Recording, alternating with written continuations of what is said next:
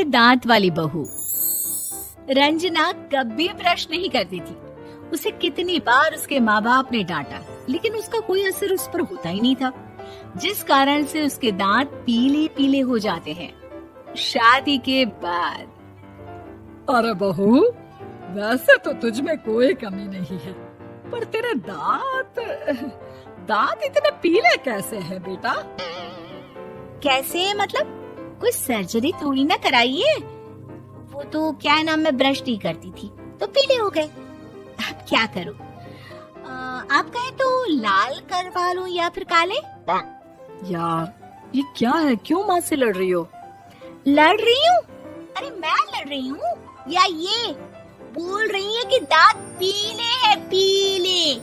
अरे तपस्या थोड़ी ना की है इन्हें पीले करने के लिए। बकायदा ब्रश नहीं किया है 20 साल तक, तब जाकर। छी, कैसी बात कर रही हो? ये उस वक्त तो पीले नहीं थे जब हम लोग तुम्हें देखने आए थे।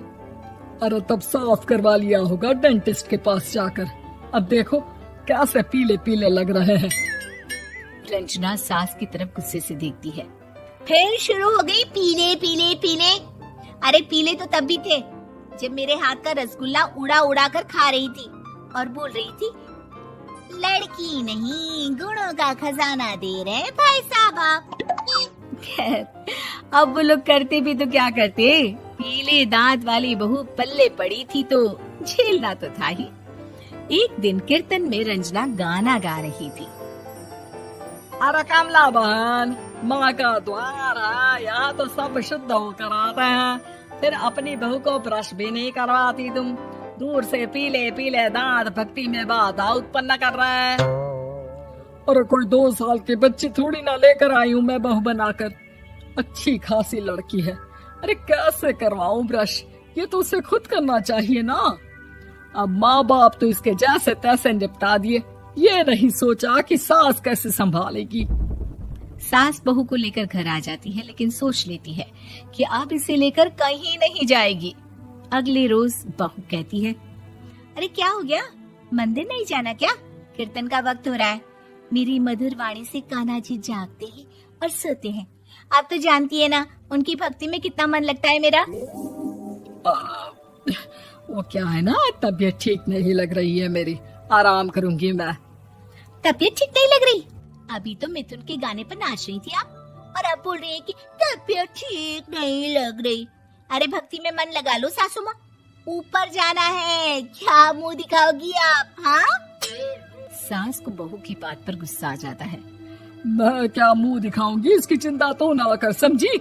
अपने मुंह की चिंता कर, जो ये पीले पीले दांत लेकर हर जगह पहुंच जाती है। पता है लोग कितना मजाक बनाते हैं। ना जी ना, मैं नहीं जाना कहीं तेरे साथ।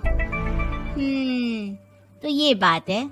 कोई ना, मत जाओ, मैं अपने कमरे में ही बैठकर भक्ति कर लूंगी। ऊपर वाला दांत थोड़ी ना देखता है, मन देखता है, भावना देखता है। और अरे बस बस, तू सब कुछ दिखा, बस ये सफेद चमकदार दांत ना दिखाना किसी को, है? जा यहाँ से। बहू को सास की बात का कोई फर्क नहीं पड़ता, वो तो जैसी थी वैसी ही रह जाती है।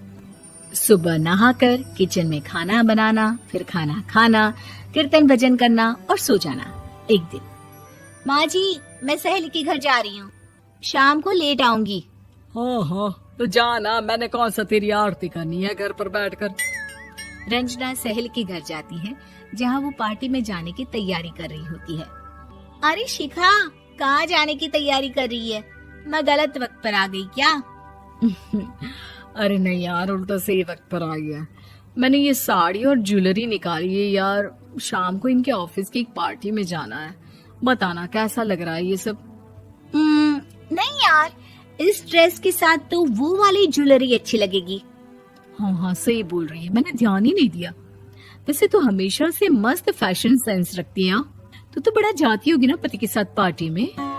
रंजना कुछ नहीं बोलती, बस सोचती है कि यार काश ये बात सही हो जाती, पर मैं क्यों नहीं जाती पार्टी में?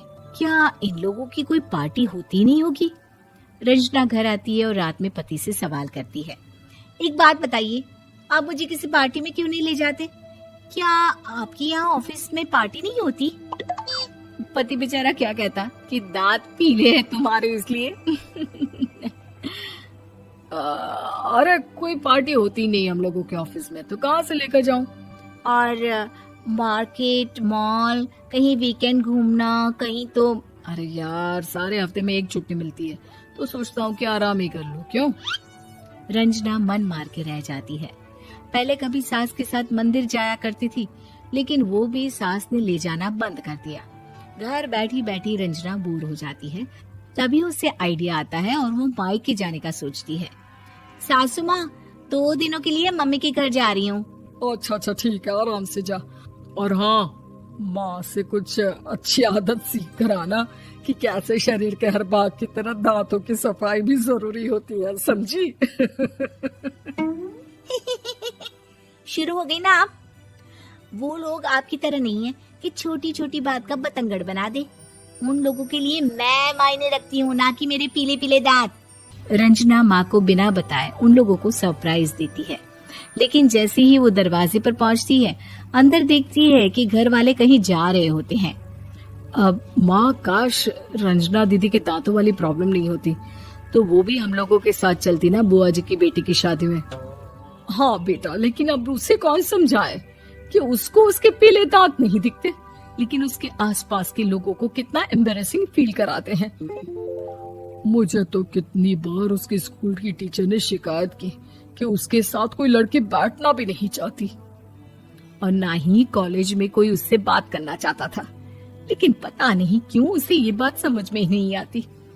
कोई कमी नहीं है उस लड़की में, बस यही कि दांत पीले हैं। वो तो भला हो जीजा जी और उनकी माँ का, जो दीदी को जैसी है वैसे ही रखा हुआ है। रंजना को अपने घर वालों की बात सुनकर बहुत दुख होता है।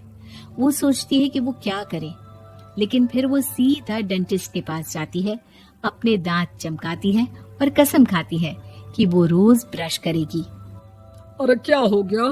तुम तो 2 दिनों के लिए गई थी ना, पर कोई ना, अच्छा है, चलो आ गई तो। रंजना सास के सामने आकर खड़ी हो जाती है और पूरी स्माइल करती है, उसके चमकदार दांतों को दिखाती हुई। हैं? चले मंदिर? माँ, मुझे माफ कर दीजिए, मैंने आप लोगों को बहुत एम्बैरेसिंग फील करवाया। मैं आज से रोज ब्रश करूंगी। अगर आपको ये कहानी पसंद आई तो इसे शेयर जरूर करें और हमारे चैनल को सब्सक्राइब करें और बेल आइकॉन को जरूर दबाएं ताकि आपको ऐसे वीडियो का नोटिफिकेशन मिलता रहे। जय हिंद, हंसते रहो, खुश रहो, यही हमारी आपके लिए प्रार्थना है।